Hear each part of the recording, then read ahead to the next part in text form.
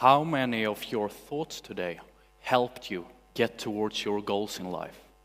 And how many of them hindered you? Are you in control of what you think? As I first learned the answer to these questions, I was shocked. I was staying at the Buddhist monastery Suan Mok in the forests of southern Thailand 4 years ago. As you can imagine, life at the monastery is quite Spartan. You sleep on a wooden pillow and a straw mat. You wake up at 4:30, meditate for 10 hours every day, eat nothing but rice and vegetables, and shower with a bucket. One specific morning meditation session, I had a breakthrough moment. It suddenly struck me just how little influence I had over the content of my mind. I looked back on my life ever since I was a child, and I could clearly see that my mind had always been constantly wandering, distracted, unable to focus. And the reason why? Well, because I've lived the way I have, like any modern person, overstimulated. It was my lifestyle that had produced this unsettled mind of mine, which had now become nearly impossible to control. For 20 years, I had been unable to recognize this phenomena within myself, simply because my mind had never been provided enough space to observe its own functioning. There is a Swedish ex-monk named Björn Lindeblad who lived as a Buddhist monk for 18 years before returning back home to ordinary life just a few years ago. Upon his return, a journalist interviewed him and asked, Björn, from 18 years as a monk with hours of meditation every single day and no distractions, what's the one key insight that you took with you home? His answer, I no longer believe in everything I think. Sounds so mundane, and yet it's not. And this, my friends, is why I'm here today.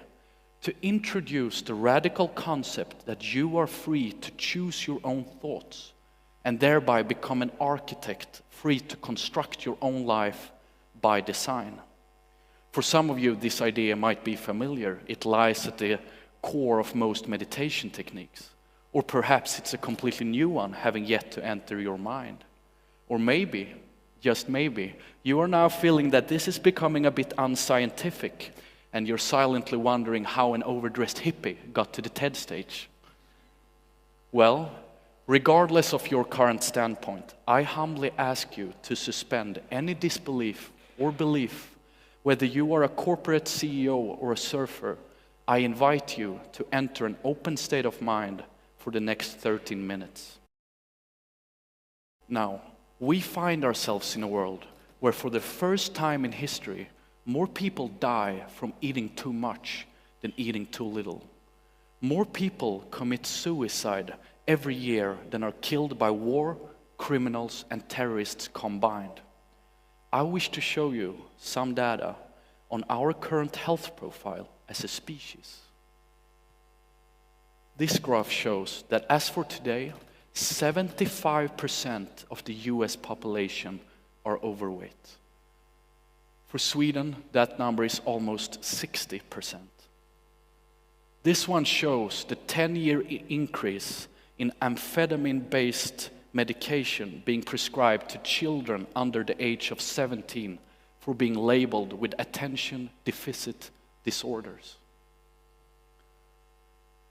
And this one shows that as for today, nearly 1/10 of the Swedish population are now being prescribed antidepressants. For US, that number is even higher.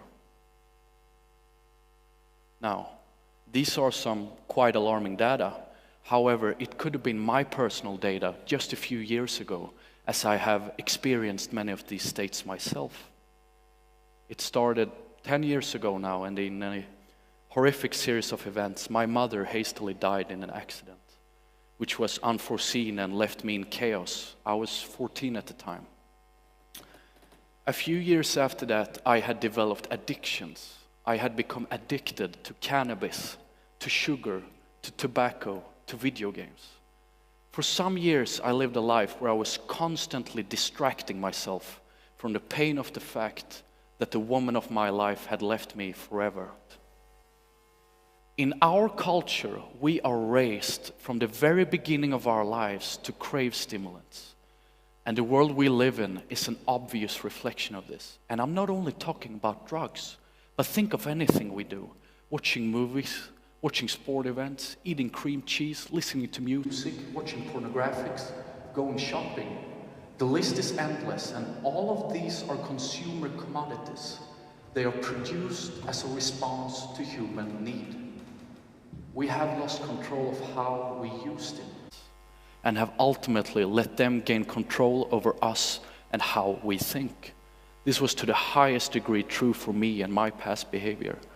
And whether you are a tech billionaire, a Buddhist monk, a military officer, or a high school teacher, you are to some degree being unwillingly dictated by your own thoughts, but also free to change that.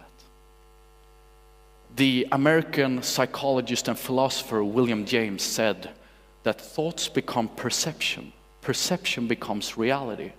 Alter your thoughts, alter your reality. The world in which we live in, its quality, its character, is nothing but a reflection of our own minds. And the only way to influence in which world you want to live in, or in which world you want your children to live in, is to learn how to influence your mind. I wish to share with you today what I have developed as the two most important methods on how to stop thoughts from controlling you and ultimately take charge of your mind and thereby reality. It's the realization that made me process the trauma of the death of my mother, the key insight from 18 years as a monk by Björn Lindeblad, and the core idea from William James's statement. Method number 1, practice meditation. Developing a habit of doing this for just 15 minutes at a time, 4 days a week, can change your life. In many ways, it did for me. By definition, it's the art of developing mindfulness.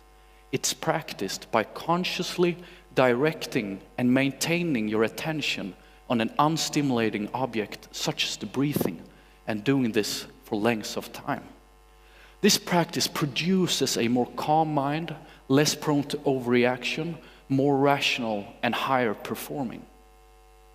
But the ultimate goal of meditation is to start objectively observe the mind. Let me give you a visual example of what I mean. Imagine yourself a web made up of thoughts.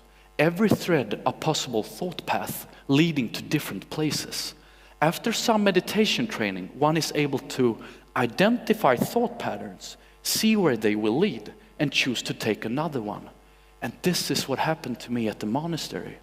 As I started to see which one of my thought paths led me to anxiety, and had done so for so many years, I was actually able to direct my thoughts towards something constructive instead.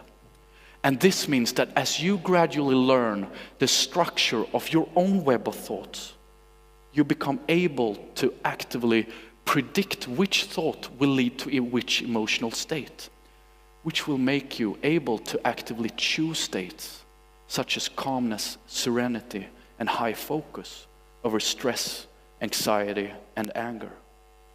In theory, quite clear. But again, it can only happen as the mind is provided enough space and silence without being constantly stimulated. Method number 2, restrain your mental and physical input. The saying that you are what you eat certainly applies to food.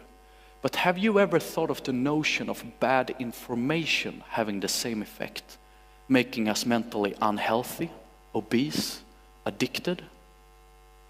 In our age of information, an unprecedented junk data load enters our minds every single day. And this junk data then influences our minds. It affects our values, it creates our needs and desires, and even how we think. It's our responsibility as individuals to carefully feed our minds with selected input.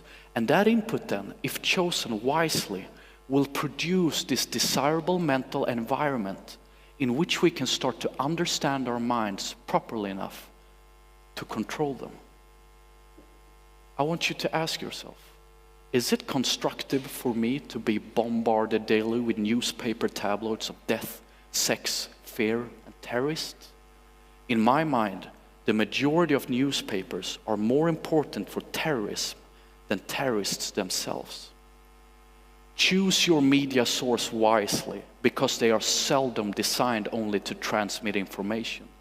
More often than not, their primary objective is to spark your interest using catchy headlines fueled with fear and sex, which happens on direct expense of fact.